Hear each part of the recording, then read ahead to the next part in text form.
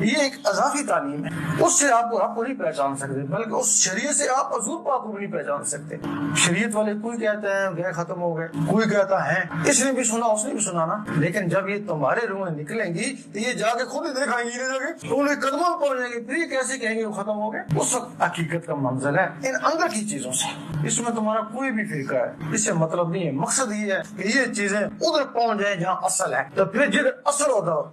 ادھر تم ہو جاؤ گے۔ اس کے لیے اگر چاہو تو ذکر لے لو اور اپنی قسمت آزماؤ۔ ذکر لینا ہے، آنکھیں بند کریں نا اور دل دل میں پڑھیں، وہیں بیٹھے رہیں، دل دل میں پڑھیں اللہ اللہ اللہ اللہ اللہ اللہ اللہ اللہ اللہ اللہ اللہ اللہ اللہ اللہ اللہ اللہ۔ بس آپ سمجھتے ہوں گے یہ اجازت کیا ہے، آپ اس کے بغیر بھی آپ اللہ کر سکتے ہیں، لیکن اجازت اس طرح ہے کہ جس طرح آپ کو لائسنس مل گیا، گاڑی آپ ایسے بھی چلا سکتے ہیں، لائسنس کے بغیر لیکن جب پکڑے گئے تو پھر یہ ایک لائسنس ہے۔ یہ جو باتیں جن بھوت ہے نا شیطان ہو، یہ ان کے لیے لائسنس ہے نا، یہ تمہارے پاس لائسنس ہو گیا، اب جب جی چاہے لائسنس پاس رکھ لو، جب جی چاہے اس کو استعمال کر لینا، لائسنس تو ہوگا نا، اب تمہیں اجازت مل گئی، جب تمہارا جی چاہ یہ پریکٹس کر لینا۔ تو بعض لوگ کہتے ہیں کہ ابھی ہمارا وقت نہیں ہے، ابھی ہم جوان ہیں، بوڑھے ہو جائیں گے تو کر لیں گے، لیکن یہ ملتے ہی جوانی میں ہے نا، در جوانی توبہ کر دو شیوات امری ہے نا، جن لوگوں نے جوانی میں اللہ نہ کری نا وہی اللہ کو پا سکے نا، تو بڑھاپے میں تو ظالم پہ یہ بھی پرہیزگار ہو جاتا ہے نا، بوڑھے ہوگا وہ کیا کرے گا؟ اللہ تعالیٰ فرماتا ہے میں جن کو پسند کر لیتا ہوں میں اس کی قربانی پھر چاہتا ہوں، اس کو پسند کرتا ہوں میں اس کی قربانی چاہتا ہوں۔ عام آدمی جو قربانی دے بکرے کی قربانی دے، بکرا بھی ایسا ہو جوان ہو بوڑھا نہ ہو، بناؤ تب اس کی قربانی قبول کرتا ہوں، اور جس انسان کو میں چاہتا ہوں اس کی قربانی لیتا ہوں تو وہ بھی جوان ہو،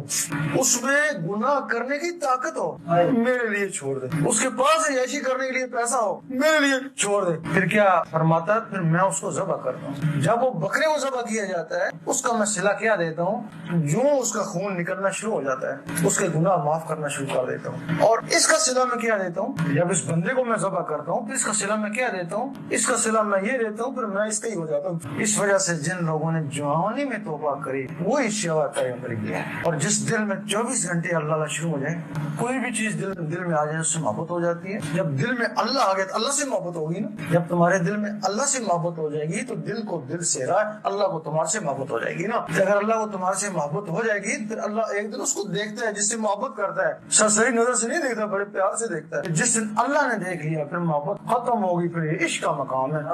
پھر میں تیرا اور تم میرا۔ یہ بندہ جو ہے نا یہ یہاں تک پہنچ سکتا ہے، لیکن اس جسم سے نہیں، وہ جسم کے اندر کی جو مخلوق ہے ان کے ذریعے پہنچ سکتا ہے نا، اور ہمارے مسلمان اس کو بہت کم مانتے ہیں روحانیت کو۔ سن 65 میں سکھ نے تصدیق کری، وہ کہتے تھے کہ ہم جہاز چڑھایا کوئی نہیں ہمارے ساتھ، آگے دیکھے ایک بندہ بیٹھے ہوا کہتا چپ کر کے یہاں اتر جا، کچھ نہیں کہا کہ ہم سکھر آئے، بم مارا، نیچے ایک آدمی تھا اس نے اپنے ہاتھوں میں لے لی، آیا تھا نا پیسے کی،